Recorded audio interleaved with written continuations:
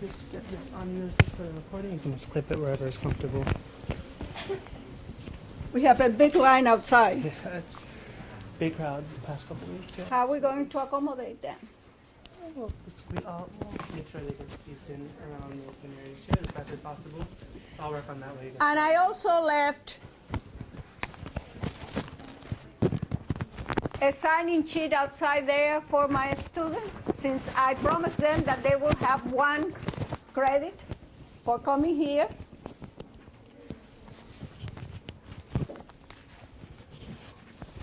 Can you hear me? Okay, do we have a clip? No, I can do it for you. I was going to bring my clip, but I didn't know where to hook it. Okay, the class today, and it's not a class, the presentation today is in global warming and climate changes. And I wanted to present on this because I have been preaching in my class that we need to do things to decrease the amount of hunger and food insecurity in the world. And the conditions, the future conditions that we are seeing are not the appropriate for those. Global warming is cutting into crop yields, meaning we have less yield of the same crops that we had before, especially wheat and corn, which are the staples of the world. It may be a factor in food prices, and food prices have been increasing. Wheat yields were down by more than 10% in Russia, and by a few percentages in India, France, and China. And this was in the period between 2005 and 2008. We didn't see those decreases in the United States in those periods, but we didn't see then the kind of climate changes we are seeing since last year in the United States. Corn yields were off a few percentage points in China, Brazil, and France. Northern countries had a small gains from the temperature increases in those years, and that's because they were able to use more lands. As you saw, this first photograph I have there is from Greenland. And Greenland, as the ice is melting, is exposing more lands that can be used for human living and agriculture. In all countries, though, the extra carbon dioxide that humans are pumping into the air acted as a fertilizer, and actually in some countries, especially in the northern hemisphere, it increased the yields of those countries. Then why to be so worried about climate changes if it has negative but also positive results? But at the same time that we have a small gains in yields in the northern countries, we also lost, we saw increased temperatures that decreased the yields in the tropical countries. Next. Then what is the problem? Probably the most important of all problems is that as food production may decrease, and we are seeing barriers to maximum food productions brought up by climate changes, we expect a rise in demand. Why do we expect that? The why is for you, by the way. Tell me, why do we expect increasing demand of food in the world? Yes. Because the population keeps increasing. Correct. Because population is growing. And the demand of food is growing at a very high rate. If you look at the slide that you have in front of you, 14% per decade, while the yields in food production are decreasing in the same decades, or expected to decrease at a 2% rate. We expect population today is 7.2 billion to increase to be 9.6 billion in 2050. And believe me, 2050 is just a minute away. It's going to happen in your generation. Then, of course, you are the generation that is going to be responsible to face these challenges and do something about it. Next. Temperature changes in the agricultural region. I told you before that from 1980 to 2008, in all Europe, there were increasing temperatures, as in parts of Africa and South America. And it seems that the United States was somehow protected from those rising temperatures, and there was tremendous doubt within the country that they were really threatening climate changes, because we were not seeing it yet. Of course, how many of you know what happens in agriculture last year in the United States? My students, we have droughts. We have tremendous droughts. And let me tell you, they have not been exposed to this lecture yet. But there were tremendous droughts. And that cut in our food production. And remember, we are the breadbasket of the world. We produce wheat and corn. And these changes and these big droughts and floods also threaten our food production. Then next, look what happened last year. Look at the temperature changes. This 2012 ranks as the warmest year since the records began to be maintained in 1895. Then for several years we seemed to be protected. Europe and the rest of the world were suffering of higher temperatures, but last year suddenly we saw this increase, and this increase was accompanied by droughts. Next. Of course, when we decrease the amount of food we are able to produce, and we have a growing population that is now at 7.2 billion people, or it's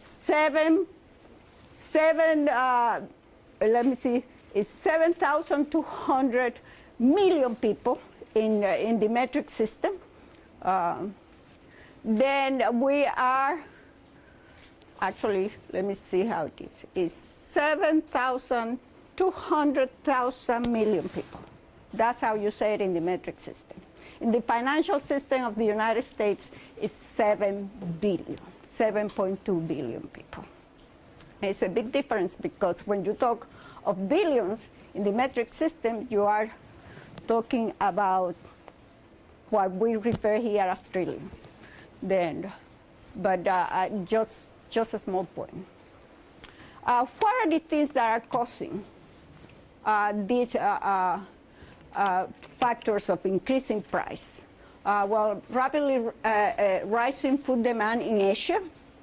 When we talk about Asia and rapid demand, which countries especially we are talking about? China? India? The two more populous countries in the world, they make half of the population of the world. They are becoming more financially able. We have a economical growth in China and India, more than 7%, while our economy is not growing at even 1%. They are rapidly developing, and they put a tremendous demand on food. And most of the growth that we expect in population, we expect it in India. We expect that India will surpass China in population by the time that we won't be able to produce too much food. Also, the fact that we want to develop our biofuel capacity. Well, guess the same lands that we are going to use for biofuel are the same lands that we use for food. Then there is going to be a competition of what are our needs, and if we have to change some of those lands that we use now to feed the world, to produce our own biofuel. And the third one is extreme weather that may or may not be linked to climate changes. Well, more and more and more, there were doubts here in the political arena if these climate changes were true, or if we have to act, or things will just pass. Well, more and more we are getting convinced that there are climate changes, and that they are going to get even more acute in the future. The evidence is that we are advanced to have more and more changes. Extreme droughts, like the one we have in the area of Texas last year. Stronger tornadoes, we are seeing those. More hurricanes, we have been very lucky. We haven't had one this year at all. Maybe it's because it's changing in other parts of the world that will have more hurricanes, because India have seen the largest hurricane they ever had, a Category 5. You never saw that in that area of the world, and now they had a Category 5 that actually affected some of the most populous areas of India.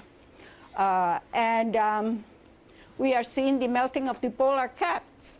The photo of Greenland shows how, especially the northern polar cap, is melting at a very, very rapid speed. I went to the glaciers last year, and the glaciers in Alaska are melting at a speed of 80 foot a year. That's not been seen before. Next. Of course, all these changes have a cost. And we calculated, and the UN actually calculated, that the cost is around 60 billion, and those are real billions in financial terms, 60 billion a year for livestock producers, companies, of course, the ones that pay always the most, the consumers. Demand for wheat, rice, corn, and soybeans, the principal staples of the world, is increasing. And the losses from climate changes probably accounted for an increase in prices of 6% last year. There have been 3 spikes in prices in the last 5 years, the last one last year. Forecasting a reduction of food production by 2% per decade in the next century. Then we are in the second decade now, meaning the A1s that are left is it's going to have a cumulative increase of 2% losses due to climate changes if we don't do something about it. Next. How climate changes are affecting or will affect our food supply. The biggest single question about climate change is whether people will have enough to eat in coming decades.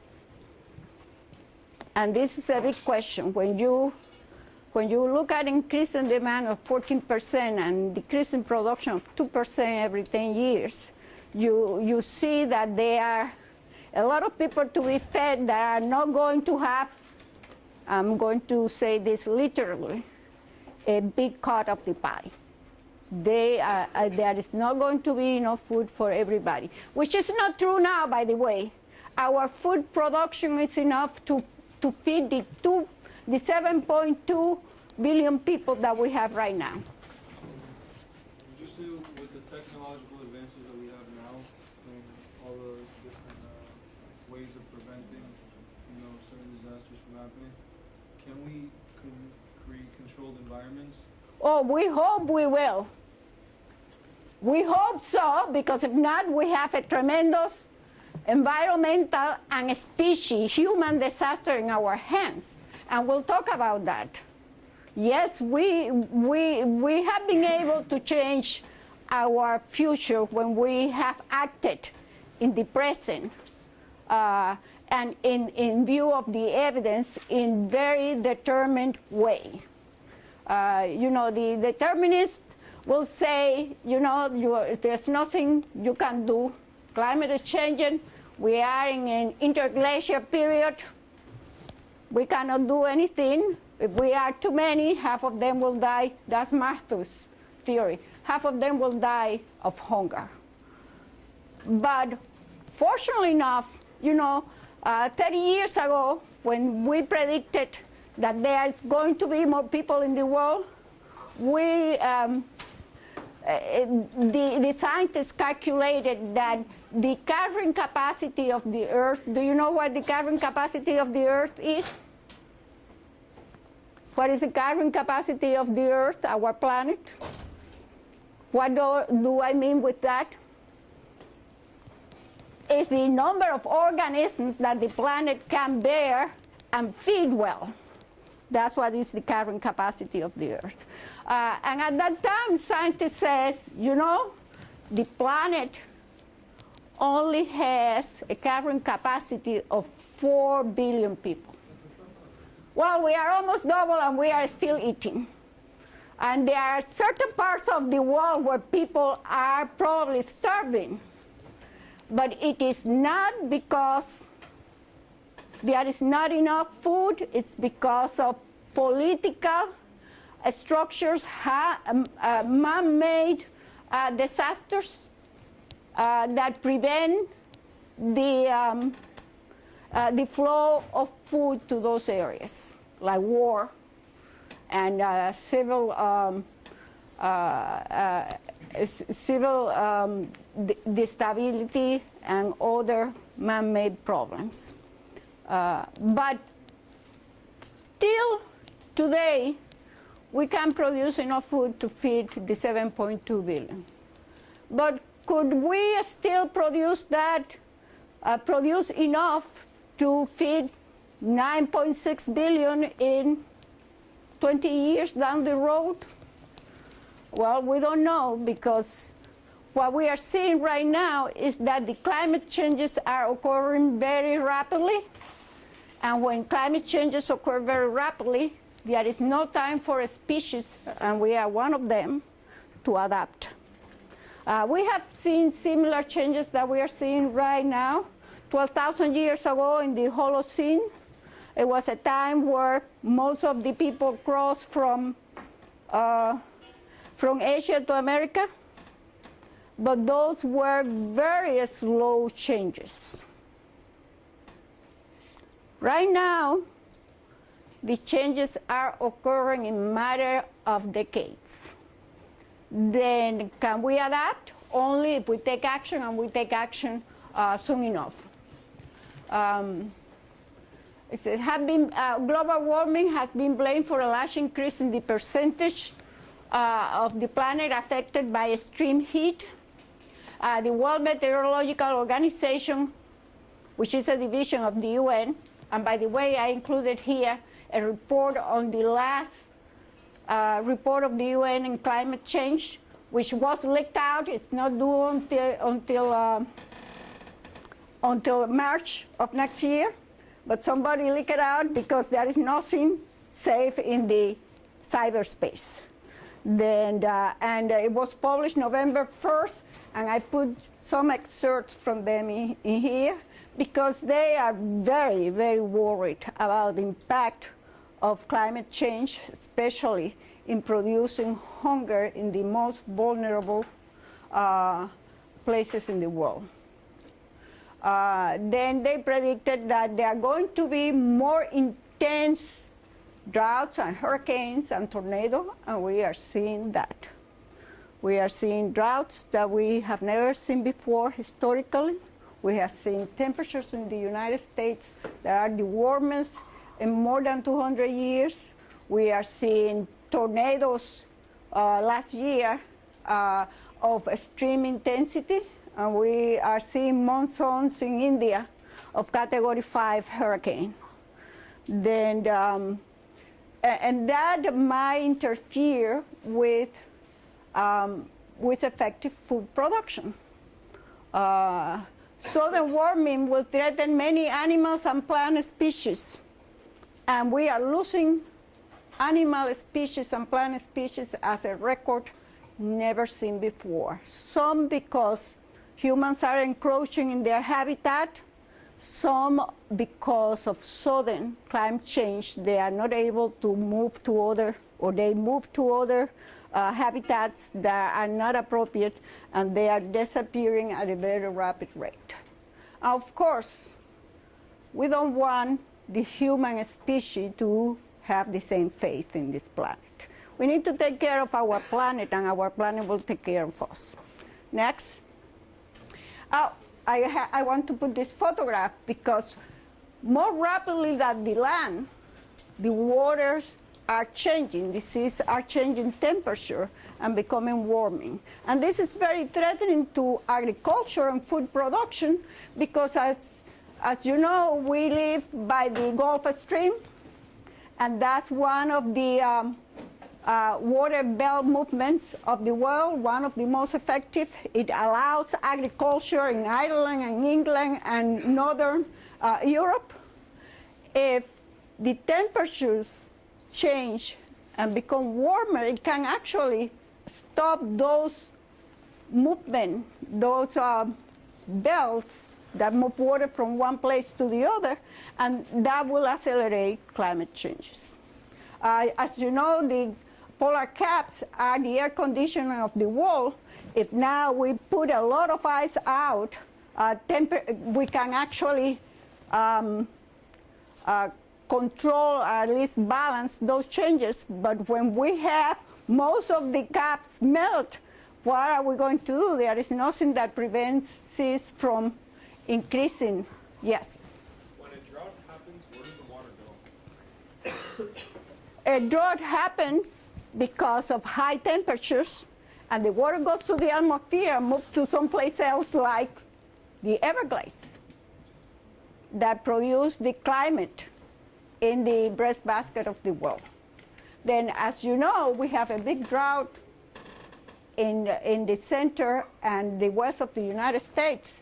Do we have a drought here? We are probably getting all the water that they don't have because it evaporates there and comes here.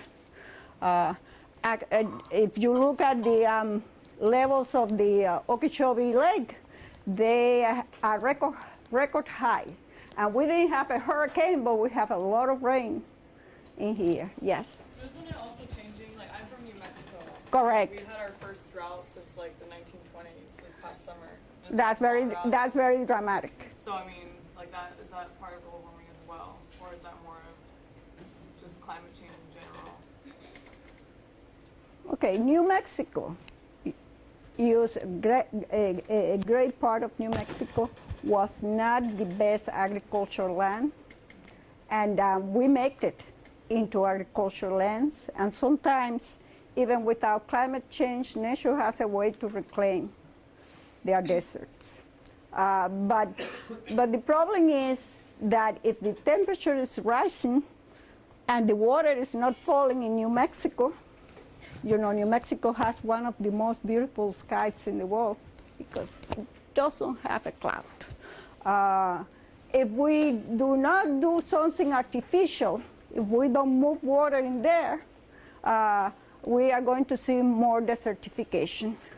And we are going to see more desertification because the more intensely we work the land with industrial agriculture, the more at risk those lands are for desertification. And the United States is the country that have the highest rates of losses because we practice industrial agriculture. And we are losing a lot of land to desertification and droughts. Next, please.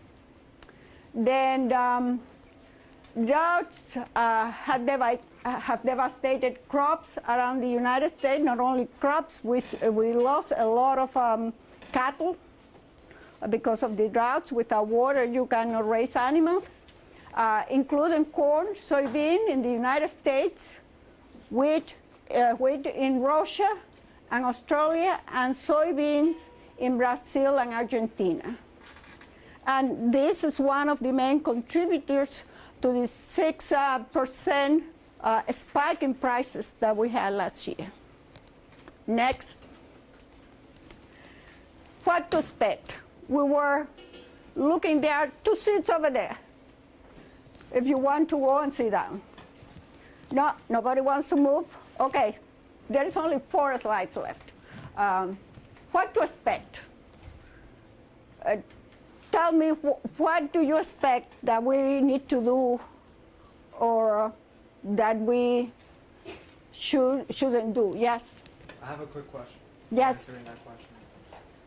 Do you think that the human impact on the environment, is it significant enough? Or do you think that this will happen anyways? I know I've heard a lot of people saying that this is a cycle that the planet goes through and there's very little that people can do, but I would say Actually, I'm going to answer yes, human had a lot to do. We are more than ever. You know, the planet, every time I see the blue planet, the photo, I look at it and I see a petri dish with human organisms eating the other populations and growing and growing and growing until they finish the job. And then they stop growing because there is a lot of competition, a lot of acid produced by the bacteria, and then they cannot grow anymore. We are producing a lot of acid in that petri dish, meaning we are changing the environment. The greenhouse effect is probably the main factor for the climate change.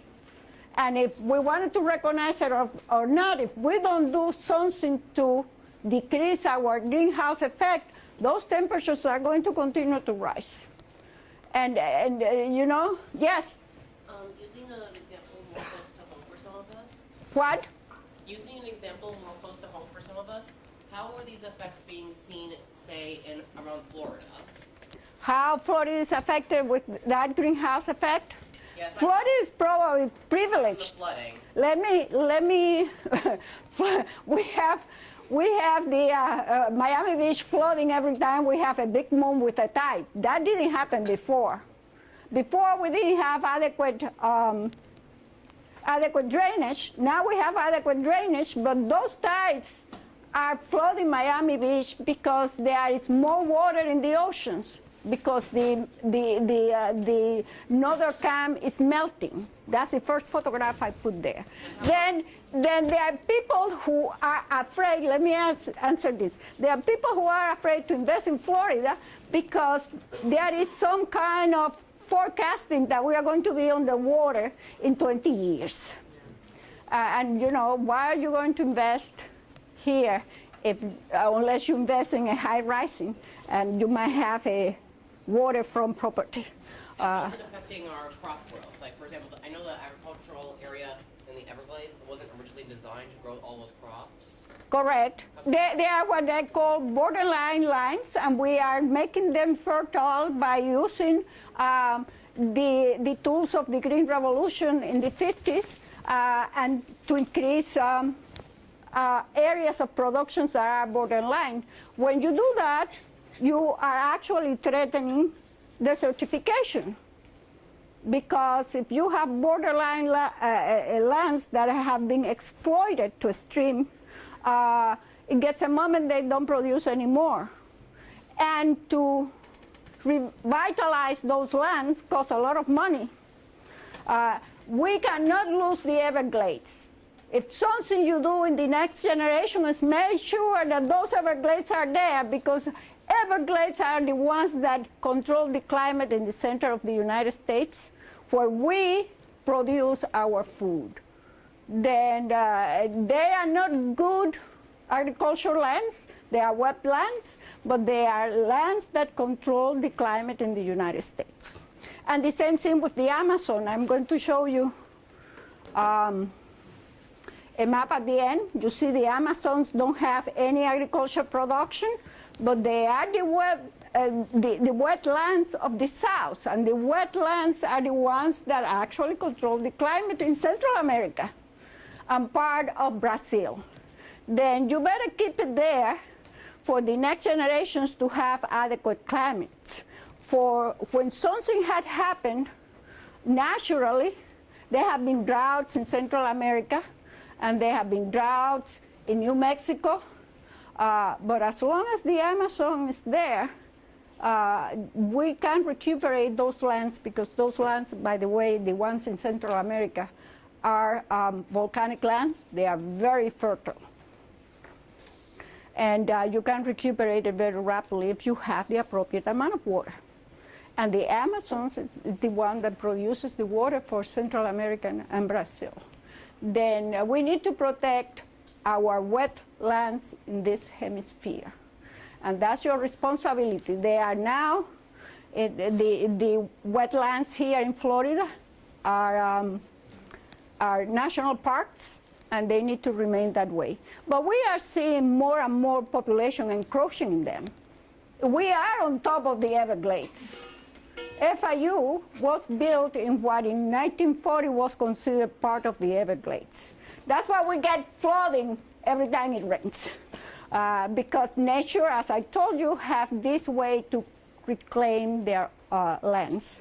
But yes, we are going to see changes here, and as the seas increase, we may have some losses of our land to water, to the sea. In other prehistoric times, Florida was submerged underwater.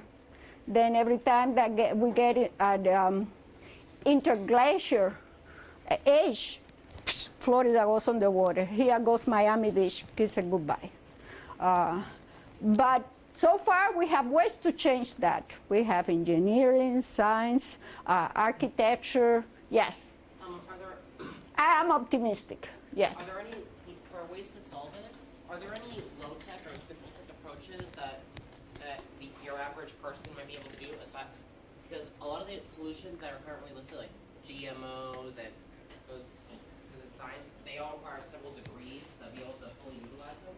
Are there any solutions that can just be taught to an average person in less than an hour? If I can give only one advice, I am a nutritionist. I will tell you, eat low in the food chain. It's good for you, it's good for your pocket, it's good for the environment, it's good for this planet. And it's going to ensure that everybody can eat. Yes. That includes insects as well? Edible insects? Oh, yes. Actually, I was very favorable to use insects as source of protein, because as you know, you need to be careful because some of them are very allergenic. Look what happened to the man who ate too many roaches here in Florida. You only see those things here in Florida. But they are a very high source of protein with very low fat, and there are too many of them anyways. You know, we have been losing our battle with insects all over the place. They eat our agricultural products. Then why don't we eat them in larger amounts? And yes, there is a company here in Florida, actually, that is developing high protein to put in cattle and food, and to feed the poor protein in other places of the world, that is developing this type of technology. Selecting very low allergenic insects that reproduce very rapidly, like flies, and making a kind of flour that can enrich food. What is that company called? I'm not going to give you the name because it's still a secret. Well, you're gonna have to tell us since you told us. It's in Central Florida, and it's tied to the University of Gainesville. That's as much as I can tell you. Yes. Are there any agriculture areas like underground farming? Underground? Yeah, like where we can totally control the climate and everything. It's called terraforming, and that's what we want to do in other planets. Like the moon, why not to do terraforming, yesterday we have the news that we have discovered that there was thousands of planets similar of us in the ideal zone for agriculture. Then are we looking around? Yes. We are an infective organism. I tell you every time. We are eating our petri dish, but we are looking for ways to jump to other petri dishes to eat. Then as any infectious organism will do. Then we are developing the technology, then we can jump and actually move to other planets. Then what to expect? This is me, trying to get something out of the earth, and I do this now and then in doomsday. This is awful, we cannot reverse it, and the pessimistic next, and the planet is burning up one side because we have these temperatures going up. The pessimists will tell you, invest in gold. Invest in gold and bury your crops. Yeah. Yes, correct. And one of the problems that we had with the paralysis of our government is that the quarterly report of how our commodities do was not out, and people didn't know what to do and where to invest because commodities are the real gold. The pessimists will say that these changes in climate and agricultural production will increase price spikes, and they probably will. Induce panic buying of commodities, and then the commodities are going to become gold. Prompt countries to close their borders to food exports, meaning whatever we produce, we need to keep inside, because if not, we won't be able to feed our population. And we are one of the main exporters of food. If we close our doors to export food, a lot of people will go hungry. And it will lead to riots and revolutions. And we have seen this last year in Egypt. It's not daydreaming. It can happen. It had happened before in Brazil. Those are hunger riots. And they erupt without any warning. People get hungry, get together, and get destructive. I can tell you something. Most severe famines don't produce revolutions because people do not have the energy to react. But people that have been accustomed to certain level of life, if they see threatening and they see food insecurity, they will riot and they will cause a revolution. And we might see it happening in the future. Then the pessimist will tell you that a doubling or more of grain prices from the 2010 levels will cause hunger in the world, because those price levels are already too high for the poor sections of the world. Why? Because people spend more than 75% of their income in food. Poor people don't have any money to spend in anything else. Then if the prices increase, it will wipe out all the plus or excess that they have after they pay for food. They won't have to pay for housing or for any other kind of commodity. Increased hunger is likely to be one of the climate changes most terrible impacting humanity, and this is from the Oxfam report in 2013, and it's something we need to prevent because you don't know who's going to win that lottery. Of course, we don't want it to happen in the United States, and we don't want to happen around the world, because we are very much interrelated. That's what we call global to this class, because whatever happens in one place, it will have repercussions all over the world. Then we don't want that to happen. This is a difficult one.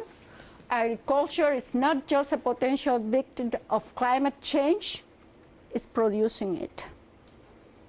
We are producing climate changes because we contribute to the gas effect with farming and raising animals and using industrial agriculture. We put a lot of pollution, and industry in general, by the way. It's not your cars, it's industry, the one that is polluting the environment in large amounts. And it's happening in the United States and it's happening in China, where most of there is no controls to gas emission. And it's happening in Russia, and it's happening every place in the world. Then what to do? This is a real double whammy. If we need to produce more food, and producing more food is actually going to accelerate climate changes. We need to do something about it. And this is something that comes from the report that was leaked. We are not doing enough. Whatever we are doing, we are not doing enough. The changes are accelerating. Again, is this doomsday? Here we took a corner last year and we have no comeback. I think we do. If we are humans and we adapt very rapidly, we have that advantage over other species. That's why we are extinguishing all the other species and encroaching in every habitat in the world. We adapt very rapidly. We can cause changes very rapidly, but we adapt very rapidly. Then I have a big smile here, and I am with the optimists. Population growth will be controlled by the education and job opportunities that will open for women. Because women are really the ones in the species that can control population growth effectively. Not only that, by incorporating into the job force, we can create more wealth, we can create more food. And something that we are doing in the new, with the new technologies is that we are creating artificial food, like putting insects and putting insects, what's called dust, let me call it insect dust into foods to enrich their protein intake. We need new, more intense plans to adapt to global change, and we need the governments to take it seriously and implement it, not just to put it down on paper. We need more sustainable agriculture, that it doesn't pollute the environment and produce enormous amounts of greenhouse gases. And I told you before, the way to do it is eating low in the food chain, eating more fruits, vegetables, and vegetable products, and less animal products. Animal protein costs a lot of money to us and to the environment, and let me tell you, it's not good for your health either. We eat too much protein. And don't tell the milk and meat lobby that I said that, but we eat too much protein. Three times the protein that we really need to function well. Next. And this is the last slide. Computer models, according to the UN, has predicted the overall output of 70 of the world's most important crops could be increased by 45 to 70% if we do it in the right way. And this could be done by sustainable agriculture, not industrial agriculture, by reducing use of the fertilizers and less waste of water and other inputs. And we need more effective plans for reducing greenhouse gases. Do we have another slide? Or that's it? Oh, here. I have the map. That's what I show you. Amazon doesn't have any productive lands. It doesn't matter. We don't have any productive land in Florida according to that. but it doesn't matter. Those are our wetlands that control climates in the producing areas of the world. But the greens is where agriculture has been practiced to the maximum, and the reds is places. There are not too many reds, by the way, apart from the southern part of Africa. It's where we can increase production a little more, then we can have greater output by using, revitalizing lands that are only producing, borderline producing. Any question? Yes. Let's say the world is global warming. Oh, let me ask you a question that you asked. What can you do personally? There are many things you can do personally to stop waste.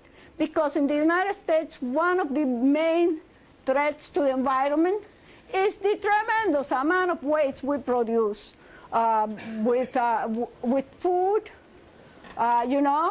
We have an organic garden here. We compost. Then and other places in the United States, you can take your food, you separate your food from your other waste, carton waste, and then it's used for composting in agriculture. Yes? Okay. Recently, I've heard that scientists have found a way to grow meat by harvesting muscle cells in a petri dish. Do you think we'll be able to modify this experiment towards plant cells and maybe grow green? We hope so. Science is the real hope that we have. Yes. Sorry, I interrupted your question. If global warming is happening, let's say all of Russia is very, very cold and it's getting hotter, will that increase the likelihood of we being able to grow crops in colder areas? That's what is happening in the Greenlands. We don't, but let me tell you something. If the Siberia melts, we'll be in big trouble, because where in the world that water will go? It just increase the level Of the oceans, yeah.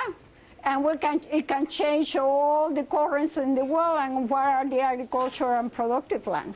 Then we want it to retrieve a little maybe and, use the best. The Siberia's land, by the way, are not too productive because they are not rich in minerals like volcanic lands. Yes? In order to fully utilize different parts of land, is it possible to create isolated and sealed greenhouses that aren't affected by the outside weather, so that we can just place them wherever and inside those greenhouses? And then we take those gases and put it back into the land to fertilizer?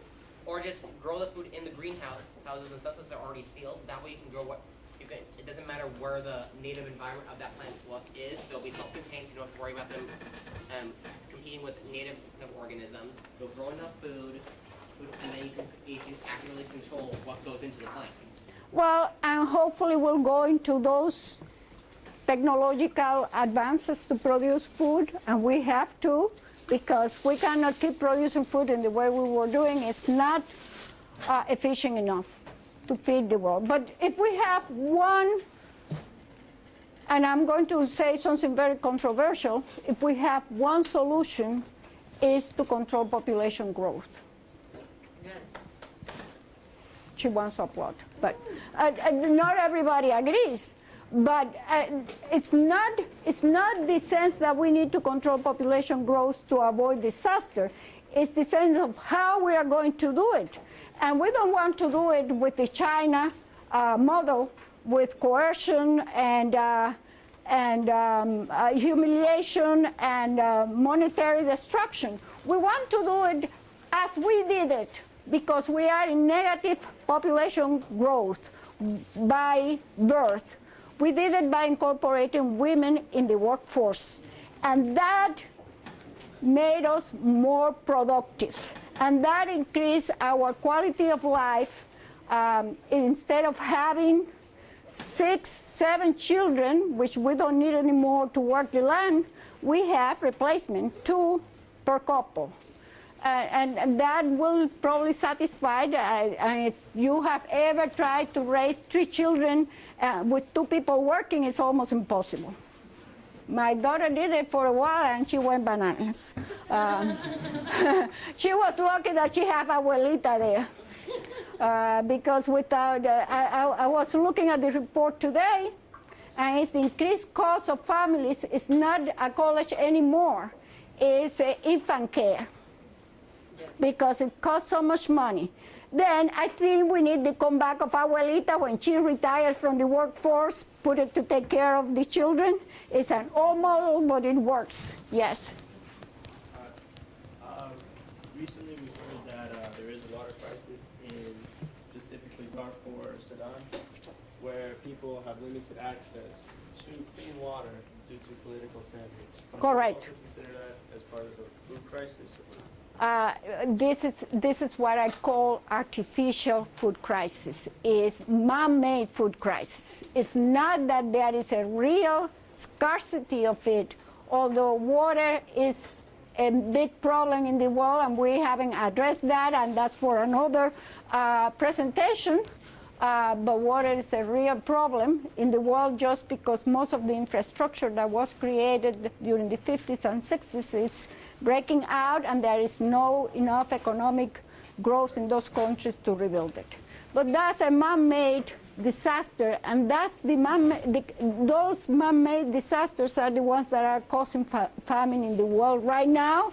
It's not that we cannot produce enough food to feed the population.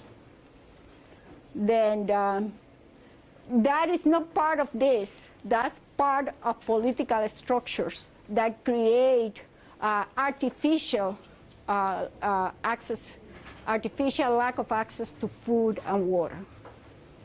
And that needs to be resolved individually and by country.